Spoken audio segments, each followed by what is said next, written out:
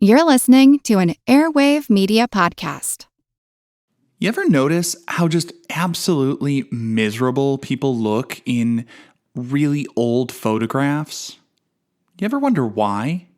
Now, when I was a kid, my first thought was just that the world was black and white and everybody was unhappy all the time back in, the 19th century. Maybe there's some truth to that, but the reality is those specific people were probably a little bit unhappy because they were uncomfortable, because it took a long time to sit for a photograph back in the day. And today, we just snap a quick photo in a fraction of a second, but it used to take minutes, hours, even days to take the earliest photographs. And so what I found really interesting is the actual first photograph of human beings happened by accident. So the world's first photograph of people was actually also the world's first photobomb. I feel like who art Ed? Try to slice it. Who art it? Mr. Wood art Ed me. Yeah. Either way, it's ambiguous. It works on so many levels. I know. That's off to a great start. Welcome to Who Arted, the podcast where we explore visual arts in an audio medium. I'm your host, Kyle Wood. As always, you can find pictures of the work being discussed linked in the show notes and on my website, whoartedpodcast.com. Now, for this week's Fun Fact Friday minisode, we're going to talk a little bit about photography. I feel like this episode is going to be full of mini little interesting factoids.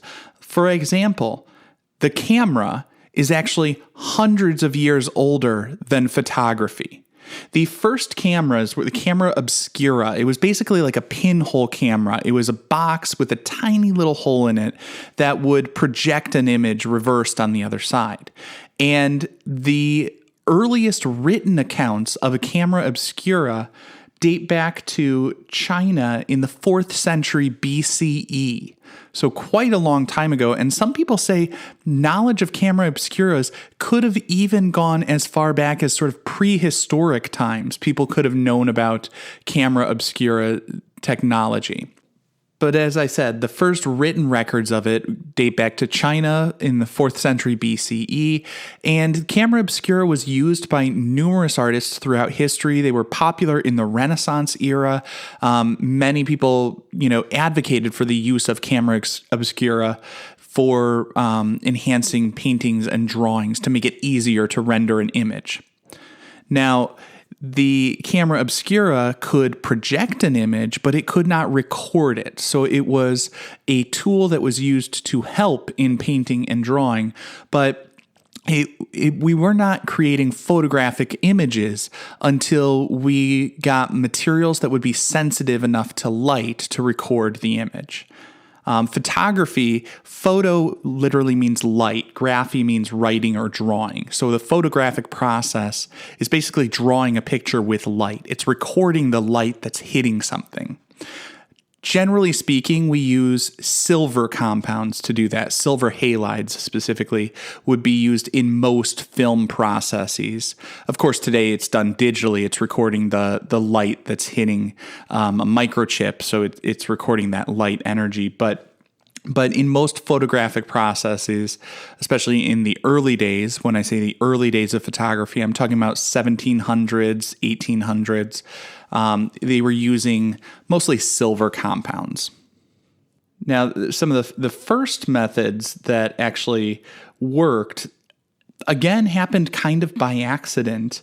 There was a chemist by the name of Schultz, a German chemist in 1717 or around then. He discovered that he could make a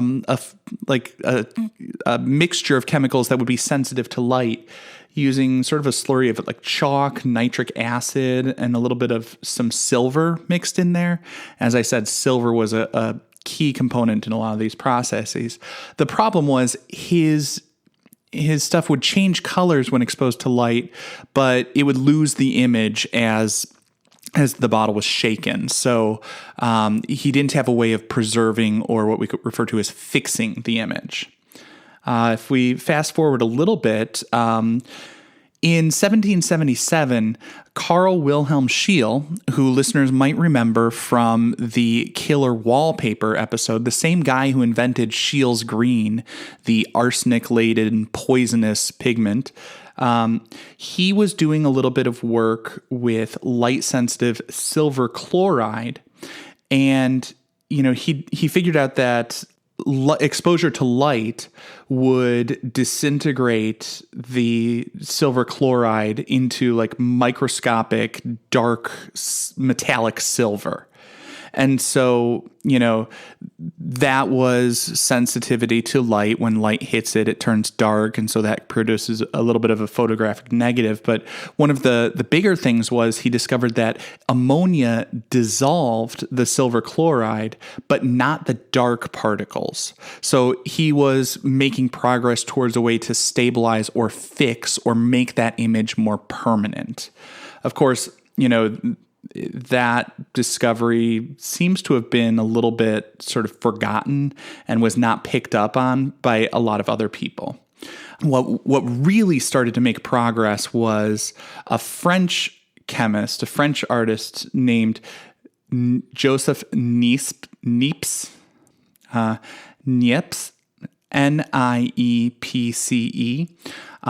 Cannot pronounce French, not even going to pretend. But he was doing a lot of work with paper coated with silver chloride, and he was doing quite a bit to advance the science of photography through his experiments.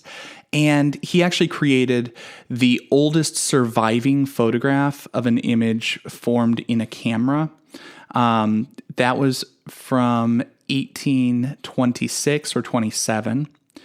And, the thing about that was like, it took a long time to create that image. These things were sensitive to light, but not super sensitive. Traditionally, it's been said that it took 8 hours to take that photograph. But some people, like a lot of people are saying, actually, no, looking at these chemicals and the scientists will say it actually probably took like days of exposure. So imagine like you press the button on your camera, you walk away for a day or two, and then come back and it just finished taking that photograph.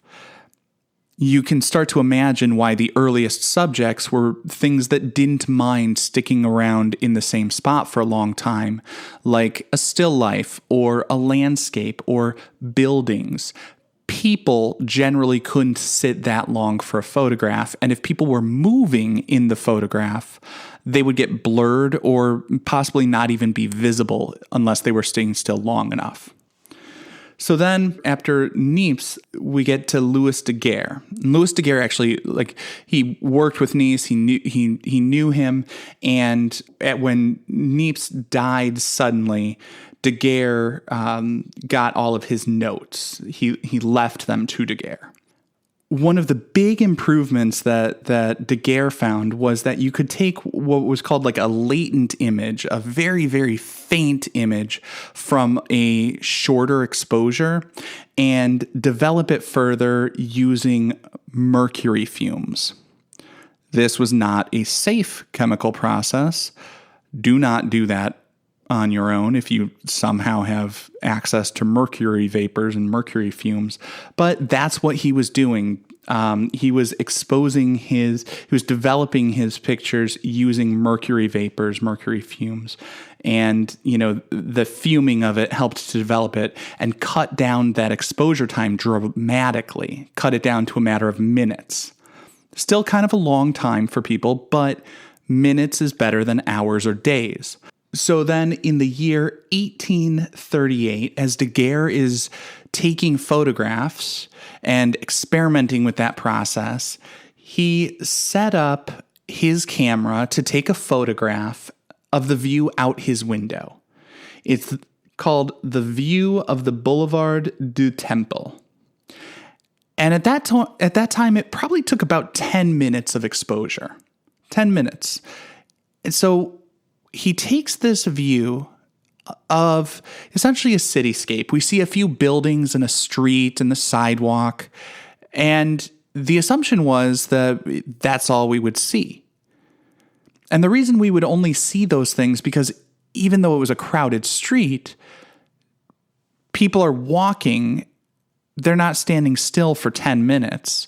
So they become just a blur in there. The only thing that's going to show up in the photograph is something that is standing still for the full exposure time. And it just so happened that there was somebody getting his shoes shined.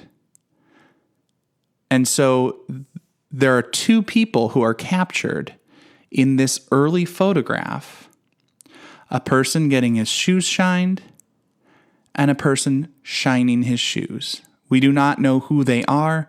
They are the first accidental subjects of a photograph.